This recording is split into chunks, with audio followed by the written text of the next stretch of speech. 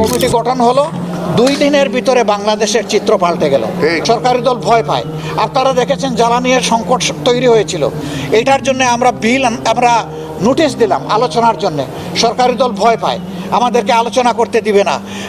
আলোচনা করলে যদি আবার কেঁচু করতে গিয়ে সাপ বের হয়ে আসে, এই ভয়ে তারা আমাদেরকে কথা বলতে দিবে না। আমরা বললাম আশ্চর্য, জনগণ আমাদেরকে পাঠিয়েছে তাদের সমস্যা সমাধান করার জন্যে। আপনাদের একার দায়িত্ব এটা নয়, এবং এটা আপনাদের হাতের তৈরিও নয়। এটা একটা বৈশ্বিক গ্লোবাল ম্যাটার, একটা যুদ্ধের কারণে এই পরিস্থিতি তৈরি হয়েছে।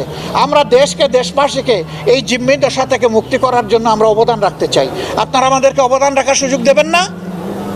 তখন সরকার বাধ্য হলো আলোচনার জন্য আমাদেরকে সুযোগ দিতে। আপনারা দেখেছেন একটা অর্থবহ আলোচনা হলো। পরের দিন আমাদের প্রস্তাবের ভিত্তিতে মাননীয় প্রধানমন্ত্রী এসে বললেন যে আমরা এই বিষয় নিয়ে কাজ করার জন্য যৌথভাবে একটা কমিটি করতে চাই। আমরা সরকারি দল থেকে এই 5 জনের নাম ঘোষণা করলাম। আপনারা বিরোধী দল থেকে 5 জন দিয়ে, মাননীয় বিরোধী দলীয় নেতা, আপনি আমাদের এই কমিটিটা কমপ্লিট করেন।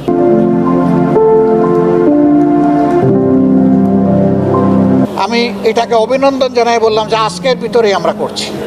আমরা বসলাম, বসে 5 জনের নাম দিলাম, কমিটি গঠন হলো। 2 দিনের ভিতরে বাংলাদেশের চিত্র পাল্টে গেল। কেন পাল্টে গেল? কেউ কেউ বলতে থাকলো এটা অল্প, বলতে থাকলো যে এটা আর্টিফিশিয়ালি করা হয়েছিল, জামাত তাদেরকে উস্কাই দিয়েছিল। এত গাড়িগুলো যদি জামাতের হয়, ভাই আলহামদুলিল্লাহ, সারা বাংলাদেশ আমাদের। আমি সংসদে দাঁড়িয়ে বলেছিলাম, মাননীয় স্পিকার, এটা বার্তা দিচ্ছে ভালো কাজে যদি সরকারি দল বিরোধী দল সমন্বিতভাবে কাজ করে এই জাতির ভাগ্যের পরিবর্তন অবশ্যই হবে। এবং তিনিও সেই কথাটা তার শেষ বক্তব্যে এখানে কনক্লুশন টেনেছিলেন। এটা বার্তা দিচ্ছে সরকারি দল বিরোধী দল জনগণের সমস্যা সমাধানে আন্তরিক হলে জনগণের মধ্যে আস্থার পরিবেশ তৈরি হবে। এই আস্থার কারণে এই সমস্যা 2 দিনের মধ্যে মিটে গেছে। আমরা সেই আস্থার রাজনীতি ফিরে আনতে চাই। আমরা বিরোধী দলের জন্য রাজনীতি করতে চাই না। বিরোধী দল বাংলাদেশের জনগণের ভোট নিয়ে ক্ষমতায় গিয়ে ক্ষমতা লুটপুট করে খাবে, ওটা না।